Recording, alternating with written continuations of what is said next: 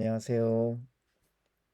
우리 모두 인생이 활짝 피어나길 바라는 인생 피어스 이승환입니다. 이번 주 세미나 하느라고 제가 업로드가 좀 늦었습니다. 이번 주 일정 늦었으니까 빨리 진행해 보겠습니다. 10월 14일. 시간 정말 빨리 가요. 어이구, 벌써 10월이에요. 그리고 그것도 10월도 중반이 넘어갔죠. 11월과 12월 합치면은 이제 한 70일 정도 남았나요? 네, 시간이 정말 빨리 갔습니다. PS1도 만들어진 지가 700하고도 9일이나 되었습니다. 엄청 많이 지나갔네요. 요즘 뭐 계속 장이 아래로 가고 있어서 연평균 수익률이 5.6%로 떨어졌어요. 환율이 1.8% 올라갔음에도 자산 가치가 별로 도움을 주지 않고 있네요. 1.2% 조금 더 하락했습니다. 요즘 계속 내려가고 있고요. 이 최대 하락폭이 피어스원이 원래 19%였는데 29%까지 떨어진 상황이에요. 이게 다 올해 일어난 일입니다. 이렇게 하다가는 S&P 500 비슷하게 따라가지 않겠는가 싶은데 저점에서는 꼭 추가 납입을 통해서 성과를 좀 증대시키는 작업을 해보려고 해요. 자, 그 다음에 업데이트입니다. 10월 7일 대비 다우존스는 약간 올랐고 S&P 500이 약간 떨어지고 나스닥은 많이 떨어졌어요. 각각 1.18% 올랐지만 S&P 500은 1.55% 떨어졌고 나스닥은 3.11%나 떨어졌습니다. 주간 단위로 이 정도 떨어지는 건 참 엄청나게 많이 떨어지는 거죠. 이미 뭐 하락하고 있는 시장이라는 것에 대해서 이견은 없는 것 같습니다. 여기에 이제 기름을 붓죠. 미국의 이제 9월 근원 소비자 물가 상승률이 지난주에 발표됐는데 이게 40년 동안의 최고치라는 거죠. 물가가 40년 동안 가장 많이 올라갔다라는 것으로 보여지는 거예요. 올해 내내 금리를 올려서 거의 3.5%까지 끌어올렸는데 제로 금리일 때 대비해서는 뭐 거의 3% 이상 올랐는데도 불구하고 인플레이션은 뭐 그칠 줄을 몰라요.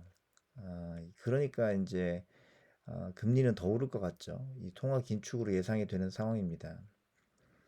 이 9월의 CPI 상승이 12월 FOMC에도 반영이 될 걸로 보이는 거예요. 그래서 이게 또 빅스텝을 넘어서 자이언트 스텝 0.75 올라가면 3.5에 0.75 하면은 뭐 4.25% 정도까지 금리가 올라가는데 그것만 올라가느냐 4.5도 되지 않겠느냐 이런 예상까지도 있습니다. 더군다나 뭐 미국 재무장관인 옐런 이 여사님도 미국에서 인플레이션 억제를 위한 추가 행동이 필요하다고 했어요. 옐런은 재무부 장관이시잖아요. 재무부에서는 고용률을 더 심각하게 비중 있게 보죠. 미국 경기가 좋은데 에, 이 경기가 좋다는 게 이제 고용 시장이 좋은데 아직도 고용을 더 해야 되는데 사람들이 더 필요하다는데 더 관심을 보이고 있습니다. 기업들이 계속 사람들을 뽑아대고 있으니까 그게 이제 문제가 되고 있어요. 어떻게 하면 좋을까? 기업들이 좀 그만 사람을 뽑게, 기업이 좀 어렵게 큰일이죠. 기업이 좀 어렵게 좀 됐으면 좋겠다. 이런 것을 조장하고 있는 상황인지라 마른 걸레 짜내는 느낌입니다. 그 다음에 이제 CME에서 패드워치를 통해서 보자면 걔네들이 보는 내용으로는 11월과 12월에도 금리가 아무래도 오를 것 아니겠느냐. 이게 11월의 인상이다는 것은 97% 정도 되고요. 뭐 12월 인상에 대해서는 70% 후반 정도로 제가 기억을 하고 있습니다. 어쨌든 금리는 다음 달에도 그 다음 달에도 계속 강세를 보이게 될 것 같아요. 당연히 이 금리 인상에 대해서 걱정 많죠.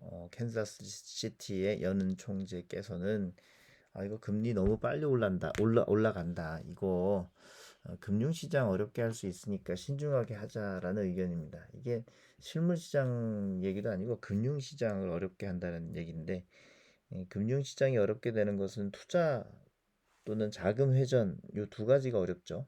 특히 이 두 가지에다 해당되는 투자와 자금 회전은 기업에 해당이 되는 거죠. 기업이 돈 구하기 어려운 상황으로 들어가겠다라는 내용인 것 같습니다. 이것도 예상을 해야 되는데 실제로 블룸버그에서 조사해 보니까 앞으로 1년 내에 미국의 경기 침체가 올 확률은 60%로 보고 있습니다. 그러니까 이제 거의 100%가 되어 가려면 더 떨어지겠고요.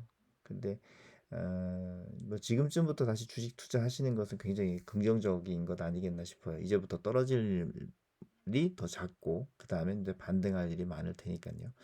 그렇더라도 미국에서 금리를 올리면 당분간은 뭐 4.5 정도는 계속 유지해줘야 된다. 당분간은 유지해줘야 된다. 이런 의견이 많아서 시장 내의 자금 회전은 녹록지 않을 것이 거의 기정사실화 됩니다. 향후 12개월간 자금 회전이 걱정이 되죠.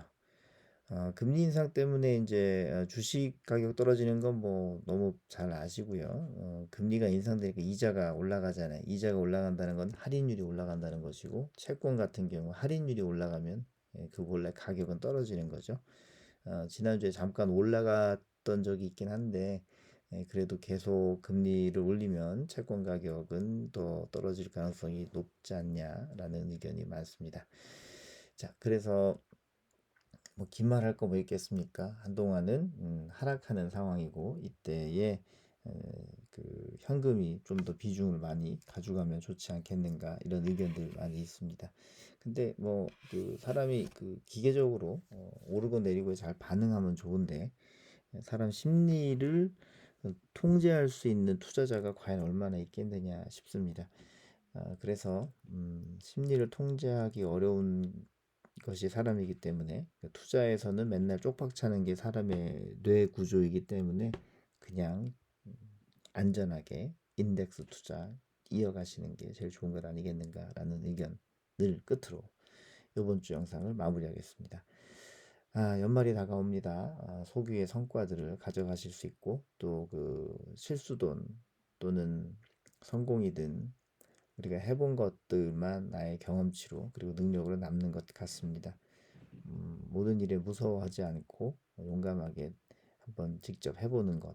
과감하게 한다고 해서 위험한 거 하자는 뜻은 아닙니다. 인덱스 투자는 무식하게 용감한 그런 것과는 좀 거리가 있는 것이겠죠.